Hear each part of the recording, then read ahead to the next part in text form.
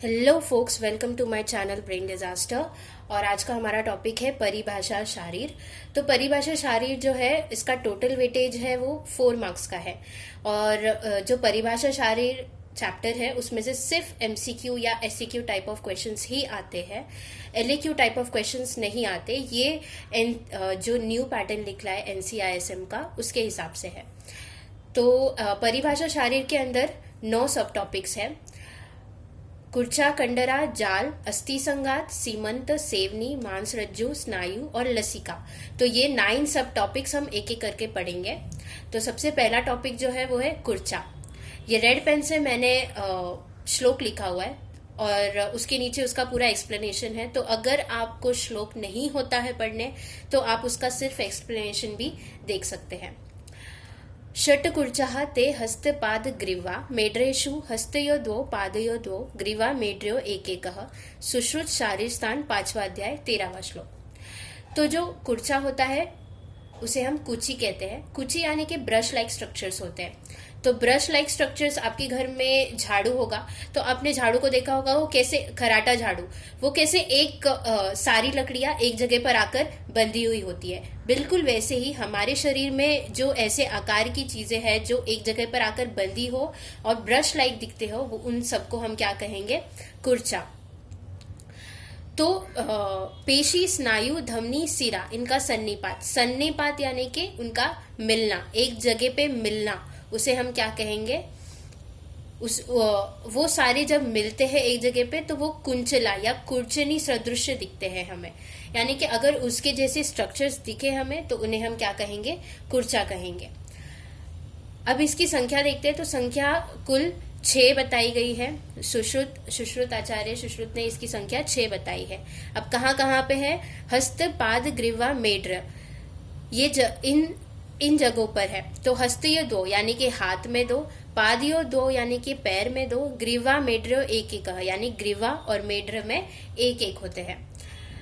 अब अगर हम इसका कंपैरिजन करें अकॉर्डिंग टू मॉडर्न, तो ये हम पाल्मर अपोन्यूरोसिस या प्लांटर अपोन्यूरोसिस से कंपेयर कर सकते हैं। अब ये अपोन्यूरोसिस क्या होता है, तो उसके लिए मैंने एक डायग्राम बनाया है, आप देख सकते हैं। ये देखिए, ये पिंक कलर के स्ट्रक्चर्स दिख रहे हैं आपको, ये अपोन्यूरोसिस होता है। मान लीजिए ये आपका हाथ है, तो यहाँ पे आपके हाथ में ऐसे यहाँ पे एक टेंडन होगा, वो आके ऐसे ब्रश लाइक स्ट्रक्चर्स बनेंगे। तो this is tendon of palmaris longus, और ये सारे क्या है? उसके अपोन्यूरोसिस है। तो what is aponeurosis? It is a thin sheet of connective tissue. ये क्या करते हैं? It helps connect muscles to bones. तो ये हमारे मसल्स और बोन्स को कनेक्ट करने की हेल्प में आते हैं। अब हम देखते हैं नेक्स्ट, कंडरा। वृत्तः स्नायवः सुश्रुत शारीर स्थान 5वां अध्याय।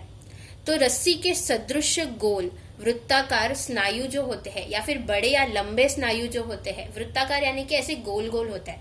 तो मान लीजिए इसे आप रस्सी समझिए। तो रस्सी में ऐसे जो गोल गोल स्ट्रक्चर्स होते हैं, या फिर ऐसे स्ट्रक्चर जो हमारे शरीर में पाए जाते हैं, उन्हें हम क्या कहेंगे? कंडरा।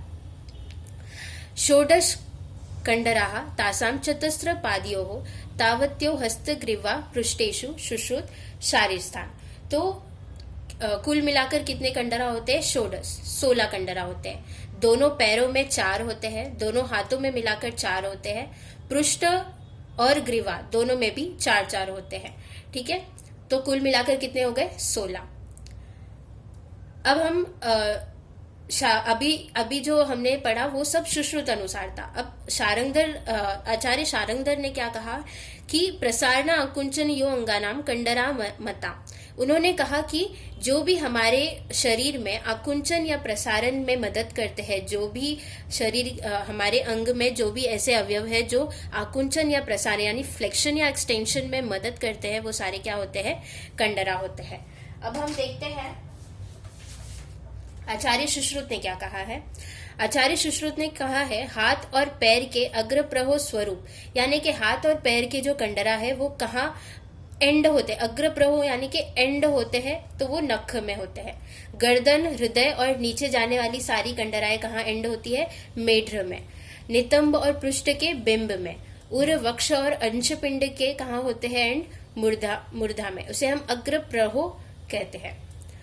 अब ये शारंगधर जी ने जो कहा और आचार्य सुश्रुत जी ने जो कहा, इन सबको अगर मिलाकर देखें तो हमें बहुत सारा कंफ्यूजन होता है कि एक्चुअली में हमारे बॉडी में कंडरा होता क्या है।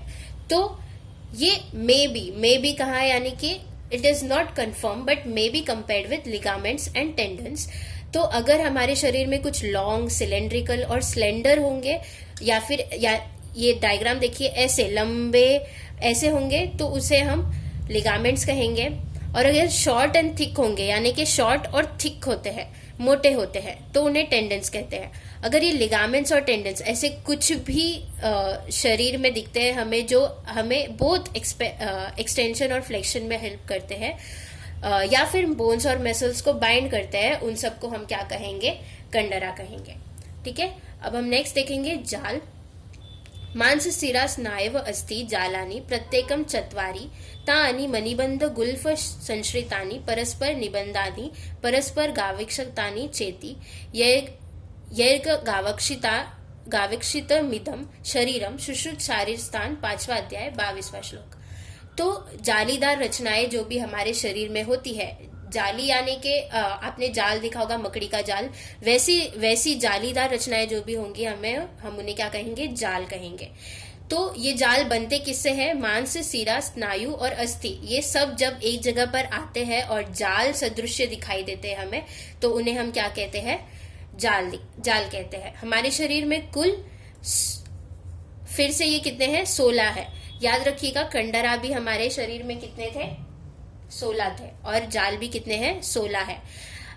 अब ये जाल 4 प्रकार के होते हैं: मांस जाल, शिरा जाल, स्नायु जाल और अस्थि जाल। ये सभी 4 प्रकार के होते हैं। और कहाँ पर उपस्थित होते हैं ये सब? मणिबंध और गुल्फ में। मणिबंध यानी कि हमारा जो वृष्ट जॉइंट है, तो हमारे पास 2 वृष्ट जॉइंट है, तो एक मणिबंध में 4 होंगे, दूसरे मणिबंध में 4 होंगे। इसी प्रकार गुल्फ में भी 4 होंगे। गुल्फ यानी कि एंकल जॉइंट होता है। तो इस प्रकार कुल मिलाकर 16 जाल होते हैं। ये सब एक दूसरे से बंधे हुए होते हैं और छिद्रित होते हैं। आपने मकड़ी का जाल देखा होगा तो उसमें छिद्र होते हैं। छिद्र यानी छेद होते हैं, गैप्स होते हैं। वैसे ही ये जालों में भी गैप्स होंगे। उसके बाद this looks like network bounded by retinaculum. Retinaculum, what is retinaculum? अब रेटिनाकुलम का मतलब होता है फाइब्रस बैंड्स ऑफ फेशिया, यानी कि हमारे जो शरीर में टेंडेंस होते हैं, उन टेंडेंस के ऊपर या नीचे या हर जगह पे उन्हें बाउंड किए हुए होते हैं कुछ फेशिया होते हैं।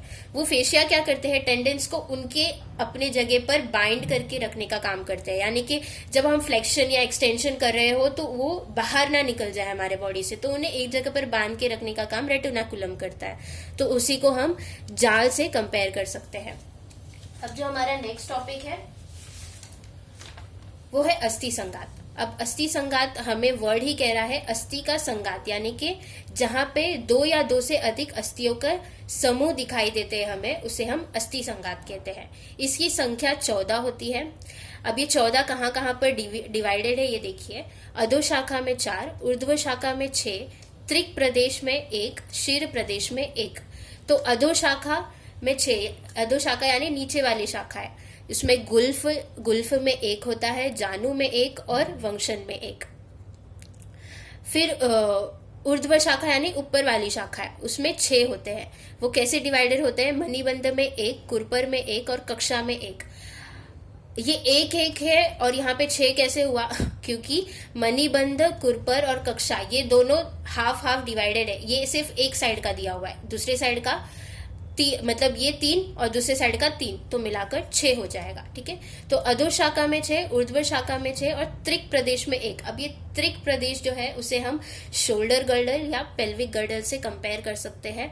तो शोल्डर गर्डल जो होता है वो ऊपर का होता है, पेल्विक गर्डल नीचे, जो है हमारे सैक्रोकोकाइजल जो जॉइंट होता है वहां पे होता है। तो त्रिक प्रदेश में 1। शीर प्रदेश यानी कि हमारा जो क्रेनियल वॉल्ट होता है, जो हमारा क्रेनियम होता है, उसमें 1। तो इस प्रकार हमारे शरीर में कितने अस्थि संघात होंगे? 14। ये किसने बताया है? सुश्रुत ने। अब हम देखेंगे सीमंत क्या होता है। तो सीमंत में देखेंगे तो चतुर्दशैव सीमंतः ते च अस्थि संघातवत गणनीया सुश्रुत शारीर स्थान 5वां अध्याय 17वां श्लोक। संघातः सीवतः येस्तु सीमंतास्तान प्रत्यक्ष में है इति भोजः। तो आचार्य भोज के अनुसार अस्थियों के संघात जिसके द्वारा सीवित है, यानी कि अस्थि के संघात ऐसे सीवित होते हैं, यानी कि सिले हुए होते हैं अस्थि के संघात, उसे हम क्या कहेंगे? सीमंत कहेंगे। तो आचार्य सुश्रुत ने इसके कितने बताए हैं? चतुर्दश, यानी कि 14 बताए हैं। अब ये 14 कहाँ कहाँ पे उपस्थित है? गुल्फ में 2, जानु में 2, वंशन 2, मणिबंध 2, कुरपर 2, कक्षा 2, त्रिक 1 और शीर 1, यानी कि ये सुश्रुत के अनुसार है 14। अब वृद्ध वाग्भट ने क्या बताया? 18। उन्होंने बताया कि हमारे शरीर में 18 सीमंत होते हैं। तो वो 5 सीमंत जो एक्स्ट्रा है वो कहाँ पर है? तो उन्होंने जो सुश्रुत ने कहा कि शीर प्रदेश में सिर्फ 1 होते हैं, वही वृद्ध वाग्भट ने कहा कि शीर प्रदेश में 5 होते हैं। अब ये 5 कहाँ कहाँ पर होते हैं? तो आपको पता है हमारे जो फ्रंटल बोन है, पैराइटल बोन है, टेम्पोरल है, ऑसिपिटल है, ये सब कनेक्टेड होते हैं सूचर्स से, ठीक है। तो ये जो सूचर्स होते हैं, जो frontal suture, lambdoidal suture, sagittal suture, ये सारे सूचर्स जो होते हैं उनको वृद्ध वाग्भट ने लिया है। अब ये हम देखते हैं कौन कौन से हैं। एक पूरक कपाल और पार्श्व कपाल, यानी फ्रंटल और पैराइटल बोन के बीच में जो है वो है।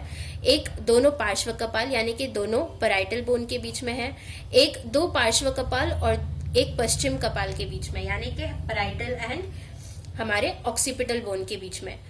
फिर एक वाम शंखास्थि, वाम पार्श्व कपालास्थि, यानी कि वाम यानी कि क्या होता है? वाम यानी कि राइट और दक्षिण यानी कि लेफ्ट। तो एक कहाँ पे होता है? राइट शंखास्थि एंड राइट पार्श्व कपालास्थि, यानी कि right temporal and right parietal, और फिर एक left temporal and left parietal. तो इस प्रकार से हमारे शरीर में कितने सीमंत बताए हैं वृद्ध वाग्भट ने? 18। इसके बाद हम देखेंगे सेवनी, जो कि मैं पार्ट 2 में वीडियो अपलोड करूंगी। Thank you.